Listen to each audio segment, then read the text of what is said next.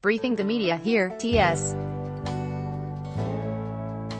Tirumurthy, Secretary, Economic Relations, in the External Affairs Ministry, said that Modi will be in Rwanda on July 23 to 24, in Uganda on July 24 to 25 and in South Africa from July 25 to 27. Prime Minister Narendra Modi will go on a 5-day three-nation tour of Africa from July 23, during the course of which he will attend this year's BRICS summit that will be hosted by South Africa, it was announced on Friday. Briefing the media here, T.S. Tirumurthy, Secretary, Economic Relations, in the External Affairs Ministry, said that Modi will be in Rwanda on July 23 to 24, in Uganda on July 24 to 25 and in South Africa from July 25 to 27. This will be Modi's second official visit to Africa after his visits to Mozambique, South Africa, Tanzania and Kenya in 2016. Tirumurthy said that with the upcoming tour, India will complete ministerial visits to all African countries under New Delhi's Africa Outreach Initiative. Modi will first stop in Rwanda in what will be the first ever prime ministerial visit from India to the East African nation.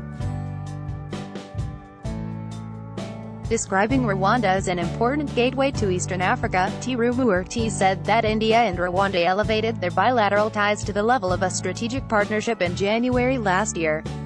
Modi's visit comes after Rwandan President Paul Kagame's visit to India in January 2017 for the Vibrant Gujarat event and then again in March 2018 for the founding conference of the India-initiated International Solar Alliance. Tirumurthy said that India will open its first mission in Rwanda very soon. India's current High Commissioner to Rwanda has residence in Kampala, Uganda. Rwanda has also been a recipient of our lines of credit of nearly $400 million and of our training and scholarship programs, he said. During Modi's visit, 2 more lines of credit are expected to be signed, one of $100 million for industrial parks and a similar amount for agriculture and irrigation. We expect agreements to be concluded in the areas of defense, dairy cooperation, leather, agriculture and culture, Tirumurthy said. From Rwanda, Modi will reach Uganda on July 24 in what will be the first bilateral visit by an Indian Prime Minister in 21 years. Tirumurthy said that training and capacity building has been the focus of defense cooperation between India and Uganda. India has an Indian military training team stationed in Jinja since 2010, he said. Apart from calling on Ugandan President Yoweri Museveni and holding delegation-level talks, Modi will take part in an India-Uganda joint business event and address the Ugandan Parliament, the first ever by an Indian Prime Minister. He will also address members of the Indian community in Uganda, that numbers over 30,000. We expect to extend 2 lines of credit for the first time to Uganda of $141 million regarding electricity lines and substations and $64 million for agriculture and dairy production, Tirumurthy said. From Uganda, Modi will reach South Africa on July 25 on the third and last leg of his visit to Africa. Stating that the visit to South Africa is mainly in the context of this year's BRICS, Brazil, Russia, India, China, South Africa summit, Tirumurthy said that Modi will also hold a bilateral meeting with President Cyril Ramaphosa. This will be the first visit by the Prime Minister to South Africa after the new administration led by President Ramaphosa assumed office in February this year, he said. South Africa is organizing the 10th BRICS Leaders Summit under the theme, BRICS in Africa, Collaboration with Developing Countries for Inclusive Growth and Shared Prosperity in the Fourth Industrial Revolution.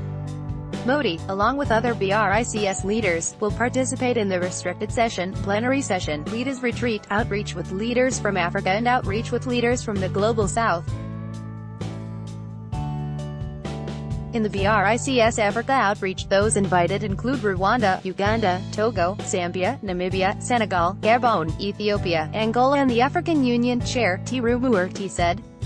In the BRICS Plus outreach, the invited countries of the Global South include Argentina, Turkey, Indonesia, Jamaica, and Egypt. According to Tirumurthy, the issues before the BRICS summit broadly include BRICS in Africa, 4th Industrial revolution, multilateralism, global governance, health and vaccines, socio-economic empowerment of women, peacekeeping, a network of science parks and technology, inclusive growth, sustainable development, infrastructure, youth and cooperation in multilateral fora. BRICS leaders are expected to discuss, inter alia, global hotspot issues, international peace and security, global governance, trade issues etc., during the restricted session, he said. Catch up on all the latest crime, national, international and Hatki news here. Also, download the new Midday Android and iOS apps to get latest updates. This story has been sourced from a third-party syndicated feed agencies. Except for the change in the headline, the story has been provided as available, without any verification or editing from our side. Midday accepts no responsibility or liability for its dependability, trustworthiness, reliability and date of the text. Midday Management/mid-day.com reserves the sole right to alter, delete or remove without notice the content at its absolute discretion for any reason whatsoever.